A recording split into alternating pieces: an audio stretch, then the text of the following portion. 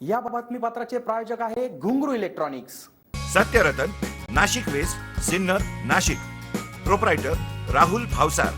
Mobile क्रमांक 8308 46 11 11 91 75 23 67 08।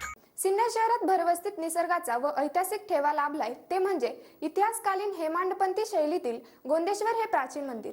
या मंदिराने अनेक देशी विदेशी पर्यटकांना भुरळ घातली आहे। त्यातून अनेकांना हे मंदिर पाहण्याची उत्सुकता असते। म्हणूनच संगमनेर तालुक्यातील कोल्हेवाडी येथील न्यू विजन इंग्लिश मीडियम स्कूलच्या इयत्ता 1ली ते 4थीतील विद्यार्थ्यांसाठी क्षेत्रभेट म्हणून हिवाळी सहलीचे आयोजन करण्यात आले होते। सिन्नर इथलं गोंदेश्वर मंदिर हे महाराष्ट्र राज्याच्या नाशिक जिल्ह्यातल्या सिन्नर तालुक्यातलं हेमाडपंथी शैलीतलं महादेवाचं मंदिर। या मंदिराला 4 मार्च 1909 रोजी भारत सरकारने महाराष्ट्र राष्ट्रीय संरक्षित स्मारक म्हणून घोषित केले आहे। हे मंदिर शिल्पकृतीतल्या ठेव्याचा मुकुटमणी आहे। पहिल्या मल्लोंगिरीचा पुत्र यादव राजपुत्र गोविंद याने इसवी सन 1145 ते 1165 या काळात हे मंदिर बांधले आहे। त्यावरूनच या मंदिराचे नाव गोंदेश्वर असे पडले। 12व्या शतकातील हे बांधकाम हेमाडपंथी शैलीतले आहे। बांधकामाचा उत्तम नमुना म्हणून या मंदिराकडे पाहिले जाते। हेमाडपंत नावाचे गृहस्थ देवगिरीचे रामदेव राय यांच्याकडे नोकरीला होते। त्यांनी स्थापत्य शासनामध्ये तज्ज्ञ म्हणून अनेक ठिकाणी जे बांधकाम केले त्या बांधकामास हेमाडपंथी म्हणून ओळखले जाते। सिन्नरमध्ये अनेक मंदिरे याच शैलीतली आहे।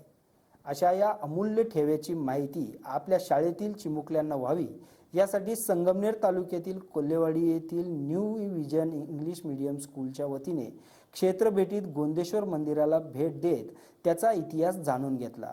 मंदिरातील महादेवाचे दर्शन देखील घेण्यात आले। त्यानंतर या चिमुकल्यांनी एकत्रित वनभोजनाचा आस्वाद घेतला। यावेळी मंदिराचे वैशिष्ट्य व मंदिराबाबत सिन्नर येथील रोहित जाधव यांनी माहिती दिली। याबाबत त्याचा स्कूलच्या वतीने आभार मानण्यात आले। SN न्यूज साठी अक्षय गायकवाड। दगड डायरेक्ट पॅक करून बसवलेले, एकमेकात पॅक करून बसवलेले।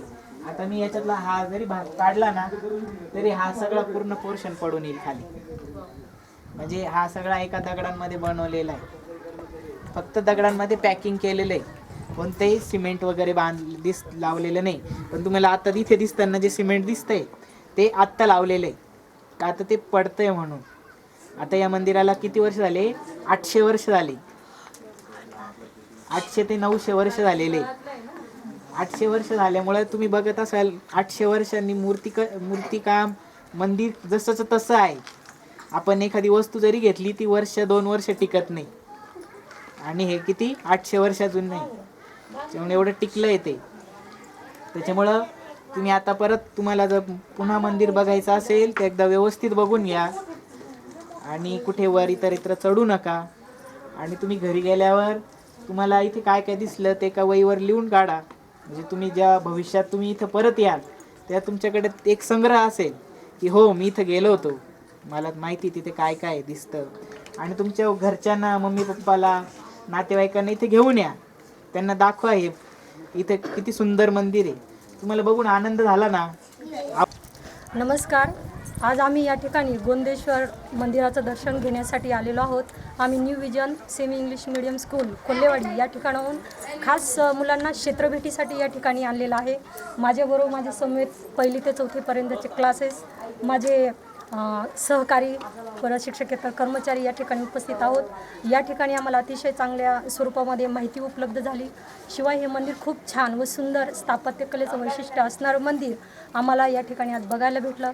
या वतीनं मी सगळ्या गोंदेश्वर ट्रस्टचे आभार मानते। मंदिराचं वैशिष्ट्य असं जाणून घेतलं की या मंदिराचं बांधकामासाठी कोणत्याही प्रकारचं साहित्य वापरलेलं नाही।